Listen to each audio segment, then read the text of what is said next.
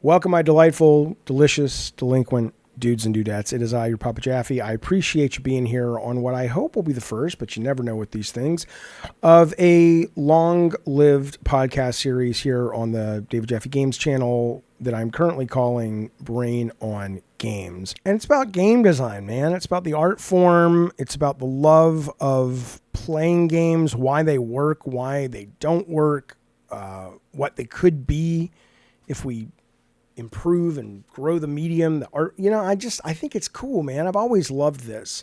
Never thought of myself as a great game designer. I'm good enough to know what I don't know. I'm good enough to know when I see something cool.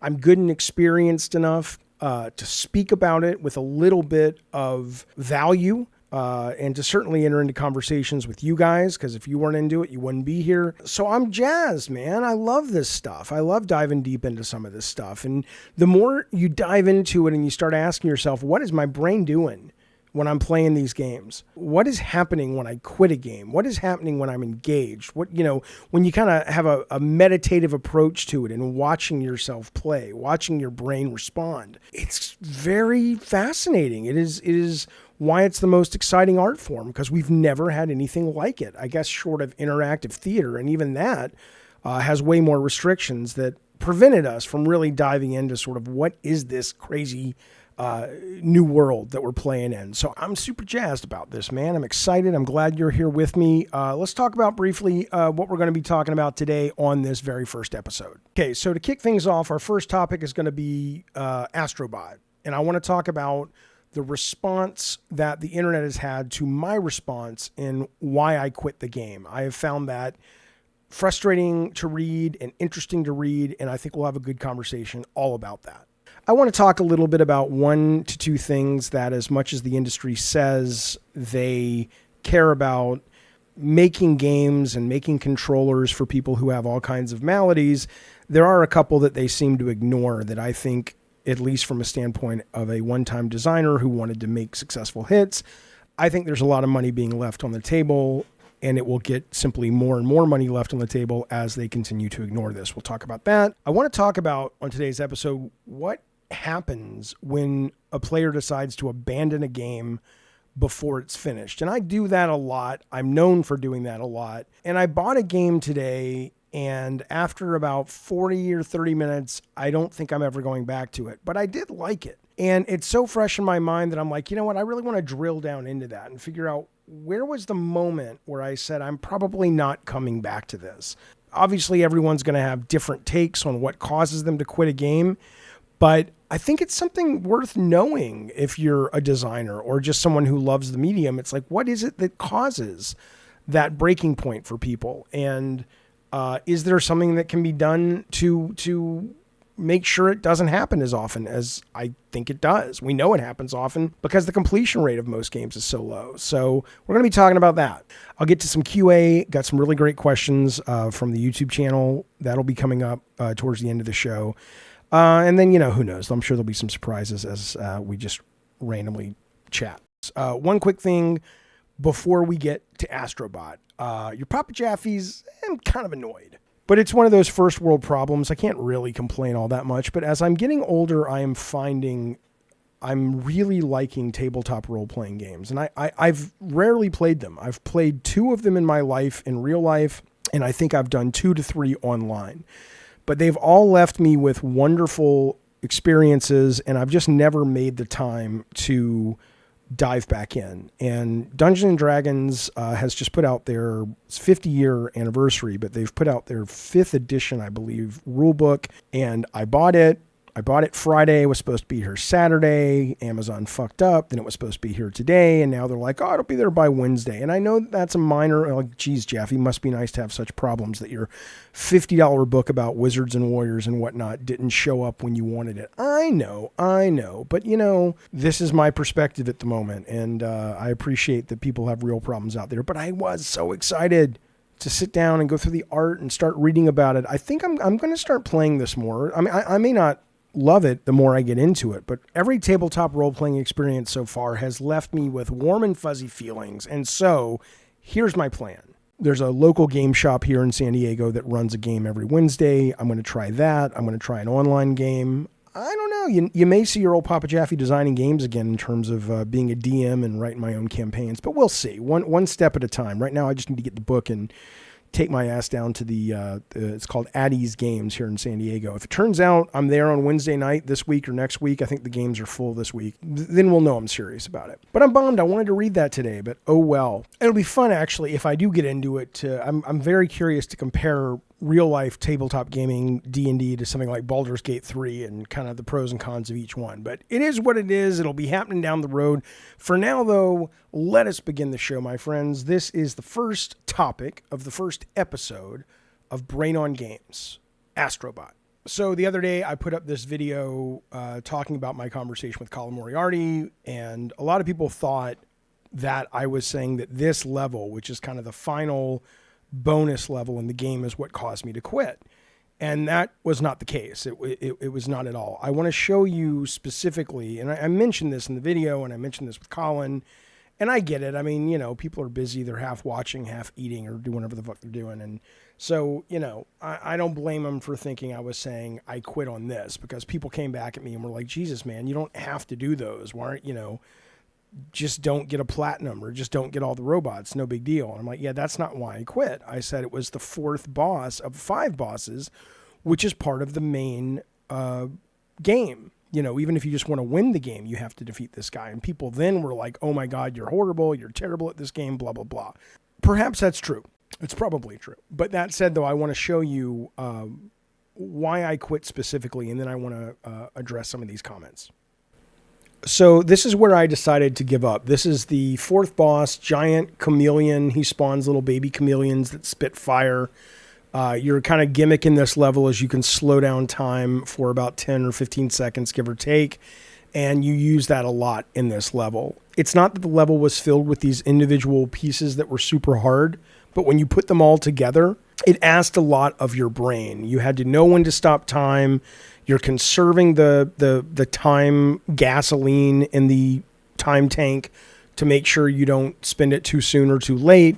You've got to rotate the camera in this game. So whether you're talking about the fireballs that these little guys are spitting, if you don't kill one enemy and then immediately rotate to reorient to find the other enemy, you could run into one of the fireballs and die.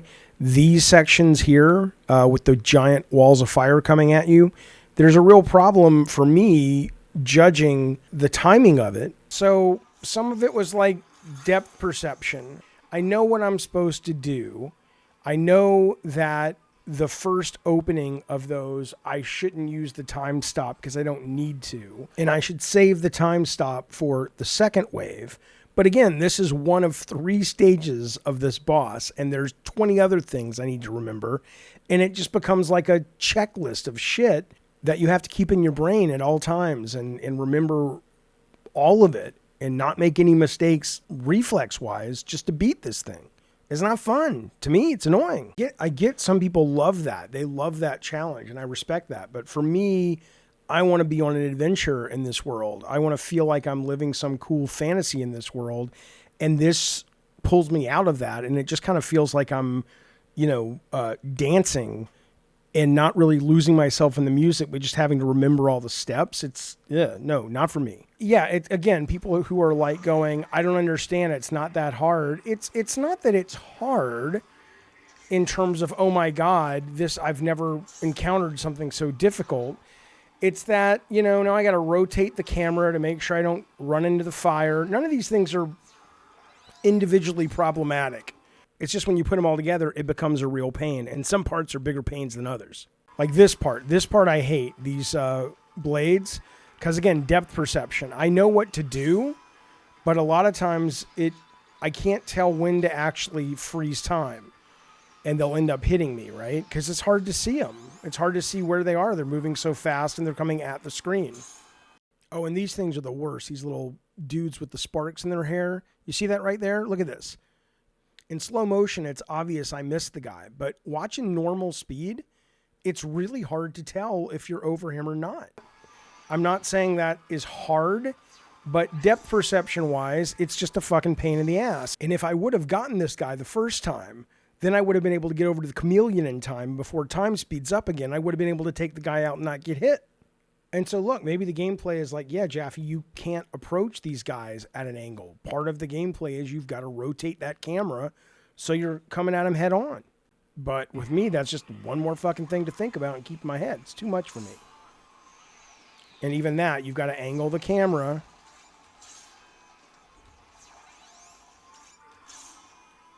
to make sure you don't run into them. Okay, here we go again. Now this is one of my least favorite parts of this boss. Right? So I've got to figure out when. And that I almost missed it. And now I have to rotate the camera to make sure I land on that thing. And there's no real cue of when the time's going to run out, by the way, right? So you just got to kind of feel it. You can see it on the back of the backpack, but if it turns out you're not looking at it or he's not aimed at the back of you, you don't know how much time you have left. And if you do make it over there in time, it doesn't look like there's a shadow some of the times to tell you when it's time to drop down to the platform. See that? I'm fucked because I did it too soon. Maybe not. Okay.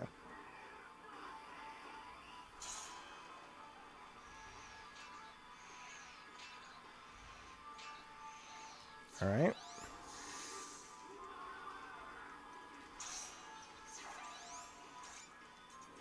Now here we go again with the, whoops.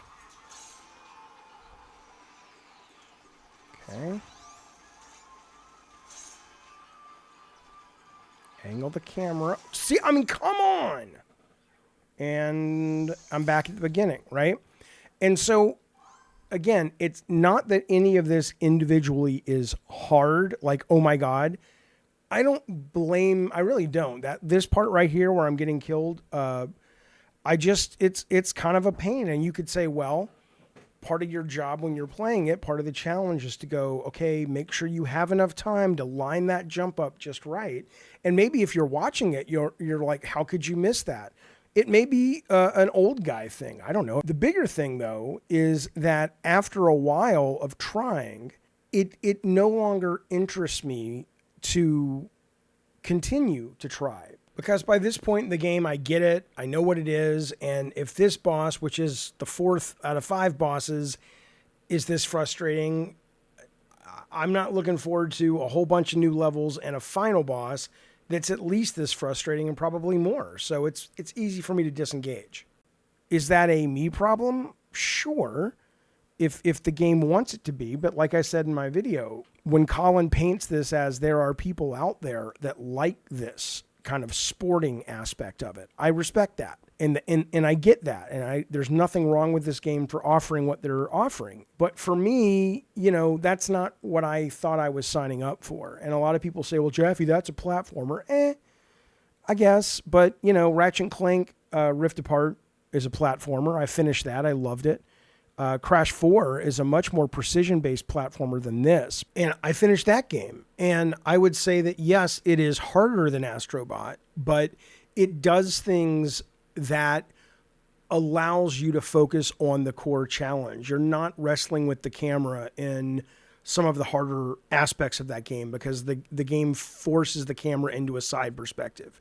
Or they just don't have as many precision jumps or attacks or whatever that are coming right at the camera, at least if memory serves. But I adore that game, and I finished that one, and it's absolutely harder than this game. It's just not as frustrating as this game. And if we go back to the camera just for a second, I mean, think about this. So let's say you don't have the depth perception problems that I do, and so you don't need to spend as much time fiddling with the camera. But that same amount of time I spend fiddling with the camera, I have to angle the camera down so I can see depth more, so I have more of a sense of multiple dimensions, so I can judge the depth. And that's time that I have to spend rotating the camera. If you don't have the same depth problem I have, then that's time that you get that you can use to prepare for the enemy or to line up an attack or do whatever you need to do. And I'm kind of working at a deficiency. Well, I guess I could get good, but that would probably require some sort of neurologist or optometrist to figure out why you can see things coming at the camera, their position more clear than I can when there's not as much rotation vertically of the player controlled camera. Again, I'm not saying it's good or bad or otherwise. I'm not saying the game needs to adapt to me. I'm just saying this is sort of the reason I walked away. Not because, oh, it's too hard. I could do it if I wanted to sit here for an hour, but it's an hour of frustration. And unlike a lot of people, I don't feel better about myself because I achieved it. I just feel like, ugh, now I got to deal with this shit some more. So that's the specifics of what happened in this. Now I want to read some of these comments. All right, so this Big Sarge guy writes me, and he's not the only one that called this out. There were a number of people saying, Jaffe, I don't get it. Mickey Mania is really hard. The end of God of War is really hard. What do you mean, Twist Metal Black's really hard? What do you mean you don't like hard games, or you're just coming to the conclusion that games can be hard? And as I said many times over the years, we never meant to make our games hard. The God of War thing, especially, we focus tested it within an inch of its life, play tested it, but we just didn't get to the Hades level because it was at the end. We figured we had it and we didn't have it, and it was awful. And it was in the days when you couldn't go back and patch your game once it was released. So we were kind of left to live with it. But trust me, calling out my games does not suggest that I'm being a hypocrite. I didn't want my games to be hard. The other games, we were new. We didn't know what we were doing. So we were tuning Twisted Metal Black as if, for us. And we're like, that's a little easy. Let's make it a little harder, without really having the experience to know that we had been, or you have to be careful, because if you've been playing the game for 2 years and the most nuanced play mechanics are embedded into your muscle memory by that point, you're not the guy to be coming in tuning normal. But, we didn't know this at the time. And people are like, well, what about the Challenge of the Gods? Those were impossible. I'm like, yeah, I know. I didn't play them. I gave those to the testers. I said, look, this is going to be, clearly labeled at the end of the game. If you want it, you want the rewards, great. But that's not what I'm about. But I know, for replay value and longevity, people like this stuff. So I had the testers tune that. So could I beat it? Hell no. Could I beat God of War on hard? Hell no. I wouldn't want to try. My version of the game was normal, like medium, whatever. And that's how most developers do it. It's like, this is kind of the vision, and anything out of this is kind of a little bit off the vision, but obviously we're making it so we can, appeal to more people who don't have the same desires or enjoyments of games, or just, experience or skills. Big Sarge comes back. He says, I get your point, but growing up back in the day in the arcade, how can you say that you weren't about the challenge? There was no narrative. It was just high scores and stuff like that. And for me, the arcade games, which I loved and I came up with, they were such a novelty. It was so unique to be controlling these characters in these amazing worlds on the screen, that was what I vibed with, right? So I didn't really get into Defender because I couldn't enjoy being in space and being a Star Wars fighter pilot, in my fantasy, because the game was too fucking hard. But there were games that I could be good enough at to lose myself in for, 5-10 minutes. But I was never I loved the arcades. I grew up in the arcades, but I was never a guy who, was the high scoring 3 initials on 99% of the games. That's just not how I ever looked at video games. It wasn't what interested me about them. I liked the idea of something like Congo Bongo or Fantasy, which these are like somewhat rare games, or Arabian, these things that felt cinematic for what they were, like you're on these grand adventures. That's what I loved about it. I was not into the challenge stuff. Well, that's nice, respectful questions from that guy. I appreciate that. But alas, they're not all like that. Yeah, you see, sometimes you get guys like Tony here and Doug. It's absurd, Jaffe quitting the game because the optional content is too hard for him to conquer in under 10 to 15 minutes. Again, I saw a lot of that. I'm like, dude, that's not why I quit the game. It had nothing to do with the optional content.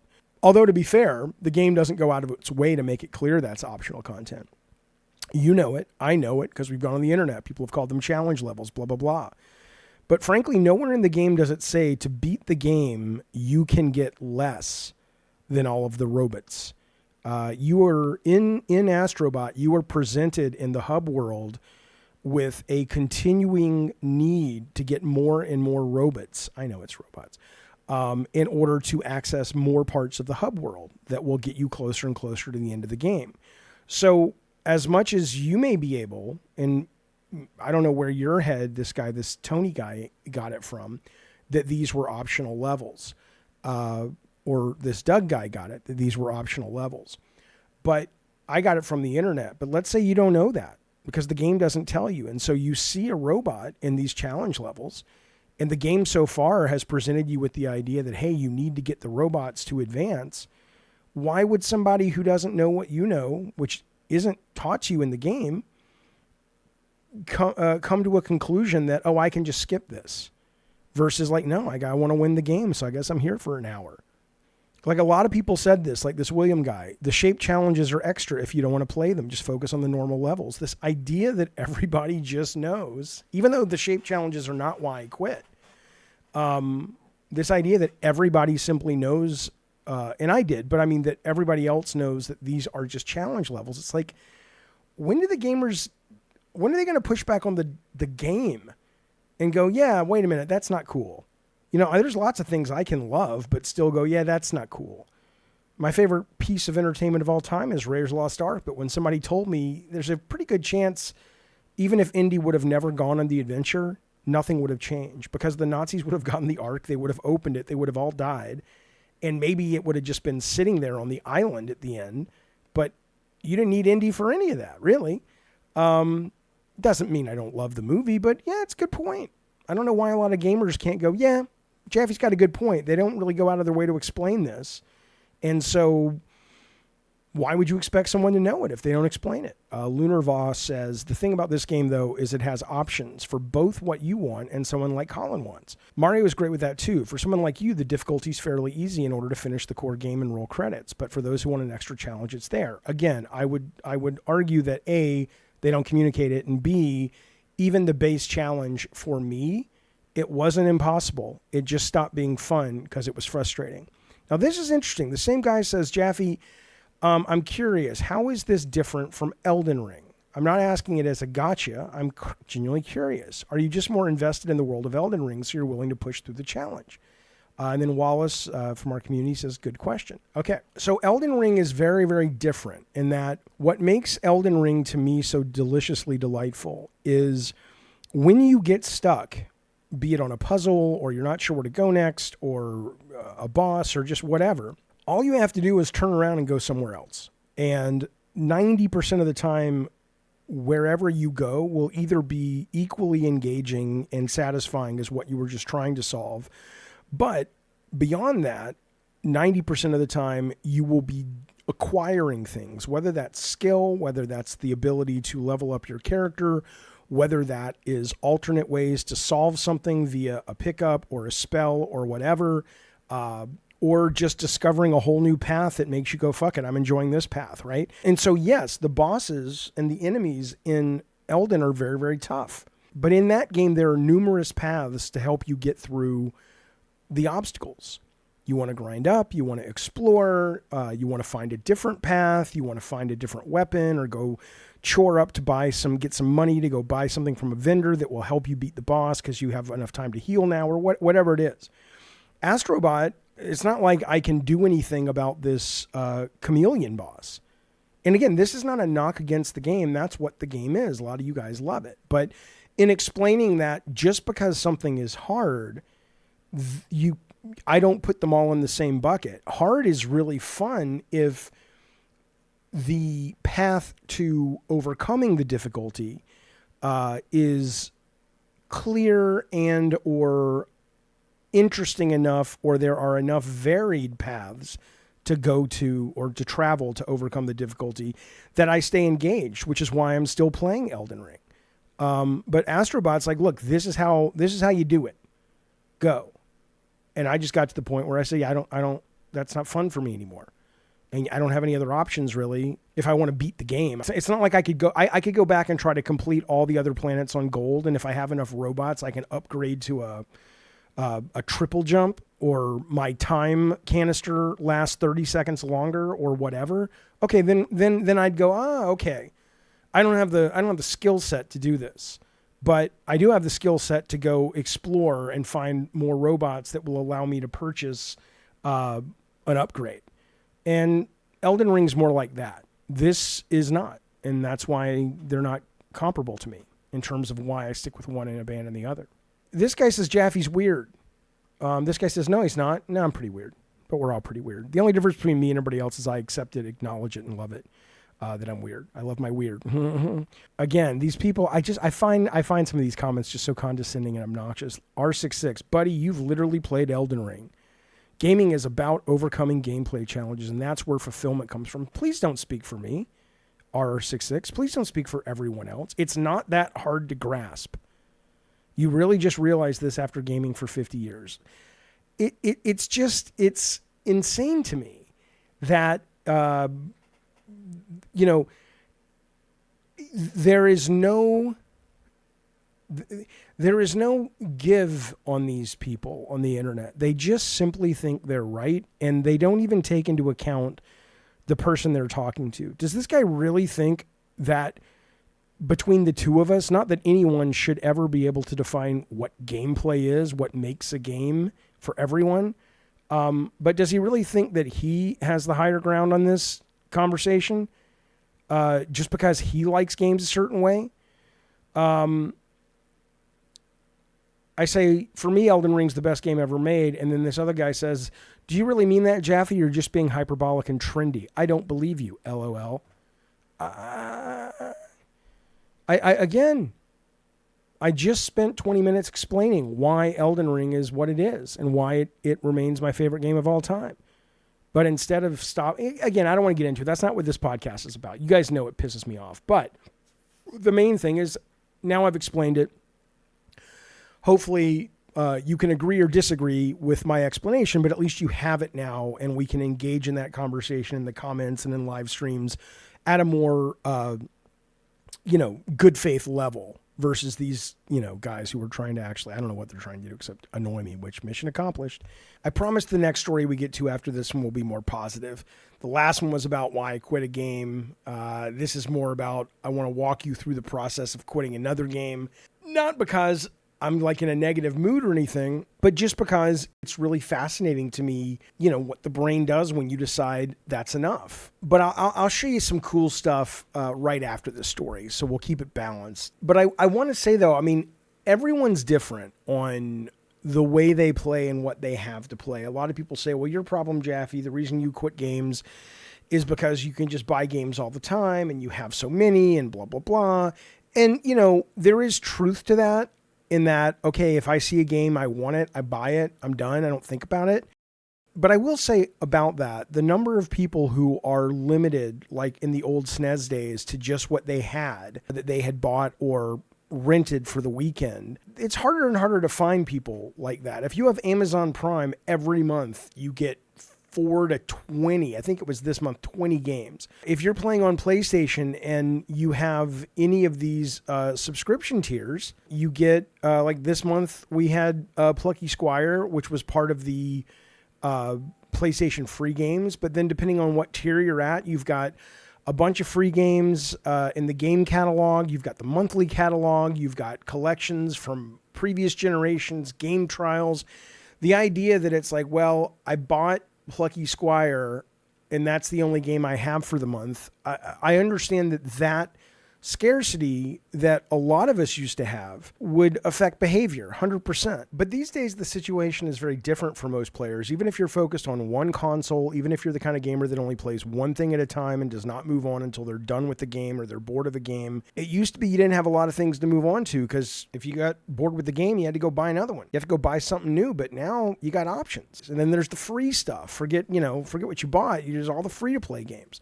So I do think that painting me as some people do, it's like you have a very unique, quote, problem, Jaffe, because it's very rare to be that way about video games. Most people buy one game and that's what they've got till they finish it. I would argue now that most people are quicker to walk away from a game that isn't consistently entertaining them. And if they're not, they should be because, again, they have options now. So that's sort of where my head's at, my preface, as I went and bought this game the other night on Steam. It is called Anomalous. It says it's a short and sweet pixelated lo-fi 90s throwback hyper-fast action shooter. How could I not be interested? It's short. It was an $8 purchase. Had really, really good reviews, and it looks fun. It just looks like a turn off your brain, mindless kind of fun shooter. And lo and behold, it is all those things. But even still, if you look at least my playtime on this game, if I've played it for 1 hour, and I don't plan on returning it. There's nothing wrong with it, but I did quit it. And other than making footage for this video, I probably won't go back. It looks good. Like when I watch it here, I'm like, ooh, I want to play this again. But playing it really makes it clear what one of the biggest challenges is to indie games these days. All right, so here's the game. I'm playing it on medium at the moment. We'll go to load. So here's where I was when I was playing the other night on the rooftops. It's cool looking. It plays well. It's fun. But you've played it a million times before is really what it comes down to. Your muscle memory or gamer DNA or whatever it is at this point, you just have done all of this. You've experienced all of this before. You've experienced dying like 5 times, 10 times around this corner. So, okay, let me save right before and just try it over and over and over until I get it, then go get some health and then save again. Nothing's wrong with that. Nothing in the world is wrong with that. It's cool. It's fun. But you've played it many, many, many times before. And this goes back to as games get easier and easier to make, you end up with a real challenge for indie game makers, or at least people who say they want to make games or design games. Maybe this is where the actual design work and the, a lot of people are like, oh, good ideas are easy. It's the execution. I've always pushed back on that. And I'm pushing back on it here, especially as I see it in a game like this, which is very well made, but there's nothing about it that is compelling, not just conceptually, but in terms of the ideas of the design, whether it's a level design challenge or something interesting of how the enemies work or the weapons work.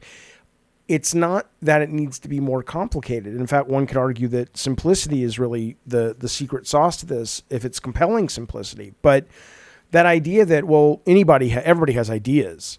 It's about how you execute. I'm really fucking sorry to say, but this is where we begin to see that crumble. And I'm glad about that, actually, because there is a real skill to being able to look at a game and go, what do I do with this that is mentally compelling for the player? How do I put myself in the brain of the player and go, what haven't they done, but they've done enough of it so it's not totally foreign, but it's fresh enough, it's twisted enough that they go, ooh, I want to keep playing.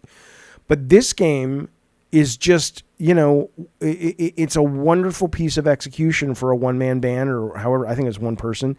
Nothing in the goddamn world wrong with this game.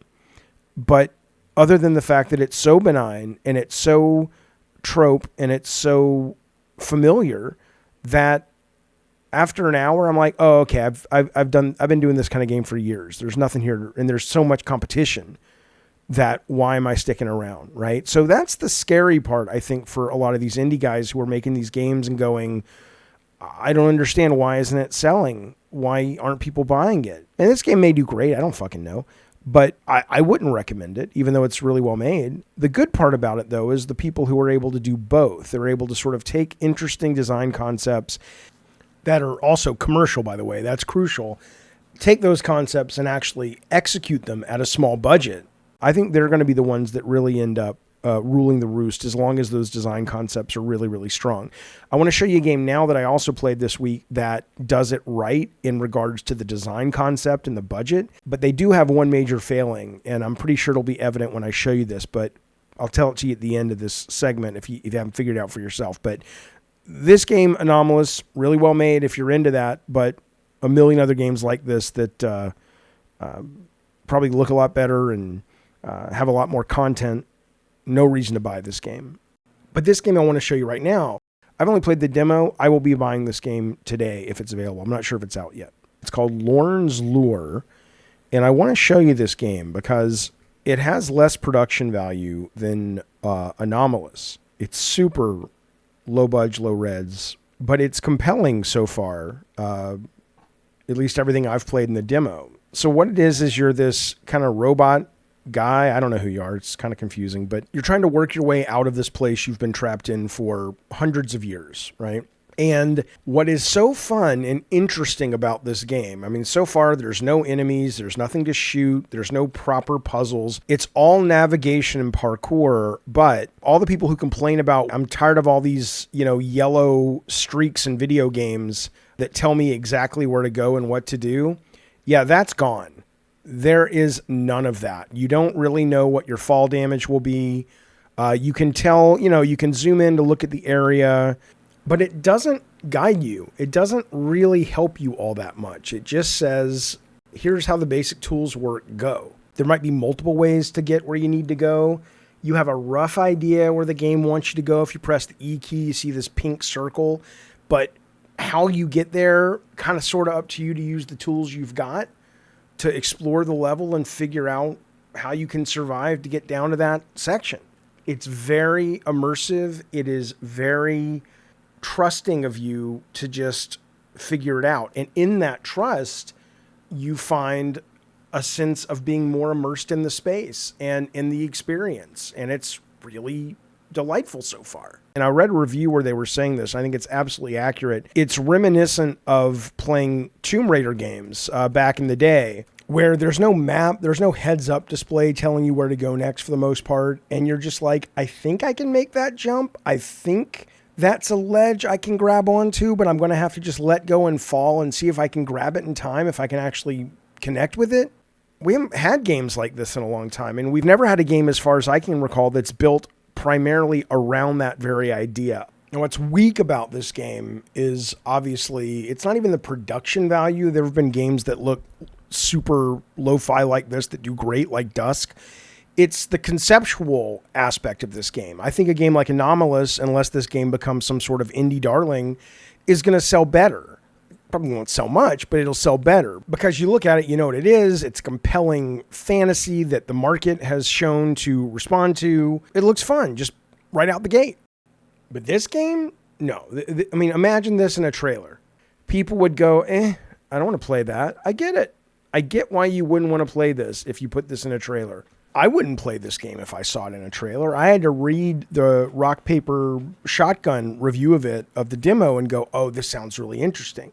But, that's not how most people shop for games. And I also don't know if, no matter how conceptually sexy this game becomes, is it going to ultimately get boring? But maybe it will. But again, it's a small team. They're not going to have to sell that many copies to break even and be able to make another game. So they're not under that pressure to sort of, hit the 20-hour back-of-the-box promise. They can just make what's right for the game. Enough people will show up for that if the price is right and the experience is great. Make it a 3-hour game. 3 hours of this and then it ends, but it's as compelling as it is. A hell of a lot better than 8 hours of something that is very typical and tropey and trite that you've played 1,000 times. So, you could take this, even though I know a lot of people, like I said, good ideas are cheap. Anyone has good ideas. Well, this guy didn't. He had a great game design, but to take this now and make it more interesting, make it a little sexier, maybe it's like, this is a story based on those kids that were trapped in the well, some real life story ripped from the headlines, and you're trying to get down there to see if you can save them before their air runs out, or I don't fucking know. I mean, I have to think about it, but visually, it doesn't have to look more real, but it just looks so base that it doesn't fire the imagination. And I think, like I said, the person who's able to do this, or the team that's able to do this at this budget, but also bring to it kind of a marketing hat or a sizzle hat of like what's going to jump off the Steam page, even without the indie darling reviews, they're gonna be okay as the industry continues to struggle. And I haven't played that game Jusant from the Don't Nod guys, but they just laid off a bunch of people, and it's a climbing game. And they were kind of saying that their stuff didn't meet expectations. But again, that was probably made by a much, much, much bigger team than this. So, and this game is also very kind with its respawn points. It's also very kind with if you fuck up, you just hit T. There's no load, there's no pain points to it. You're just kind of right back into the mix. So this is like I said. The democratization of making video games is excellent, but what it's going to do is it's going to cause the people that are doing things without much of a budget to recognize, I think, what a lot of the real successful YouTubers recognized back when they were sort of dealing with, not consciously necessarily, but the ones that really created inroads to competing with film and television in order to become kind of a lot of the younger generation's main kind of entertainment, is they were offering stuff, not little mini versions of movies that weren't as good as what you could see in the theater, but they were offering things that you couldn't get anywhere else. For whatever reason, because the gatekeepers at those prices have said, yeah, that's not acceptable. We can't sell that. So I think this is kind of a good lesson, but we'll see. The problem with this is it's not very conceptually sexy, and so it's probably going to get missed. So I don't think this cracks the nut yet, but there's a big piece of the puzzle in here that I think is worth being aware of. And again, here's the deal. This game I want to keep playing. Zero desire to go back to Anomalous. Isn't that nuts? It's cool, though. It's all about the gameplay, baby. That's what Nintendo's been saying forever. All right, fellas, you know what? I hate to be a liar, but I'm a liar. We're going to end the first episode of Brain on Game here. Brain on Game. Because, honestly, it's been about 3 days working on this, and it's about 45 minutes. And my take is, if you like it, I'll do more, and I'll make it up to you with there's a lot of great questions we got from the YouTube channel, and there's some cool stuff I want to show you. There's some positive stuff I want to show you, but I want to get a sense of if people like this kind of thing, or if it's like, dude, this is like for designer geek Poindexter fuckers. Go fuck yourself, Jaffe. Totally fine. But consider this a test, a taste test. And if you like it, let me know in the comments, on the Discord, on the Twitter, if this is something that would add value to the channel. If I decide to put it behind the paywall, if it would add value, at least for the first few weeks, to be behind a paywall to your membership. And if you dig this kind of thing, if you do, I'd love to talk about stuff like what makes a game addictive, and games that are metaphors at mechanic level for actually more emotional, deeper feelings than we usually associate with video games. And, maybe deep dive, not reviews of an entire game, but parts of a game, mechanics and whatnot. So let me know in the comments. In the meantime, though, we did it, fellas. If you listened to the end, I sure appreciate it. I hope you're well. I hope you're safe out there in the big bad world. And it means the world to me that you chose to spend some time with me today and listen to this podcast and this show, talking about the thing we all love, which is the video games. Be well, be safe, and I'll see you next time. Bye, you guys.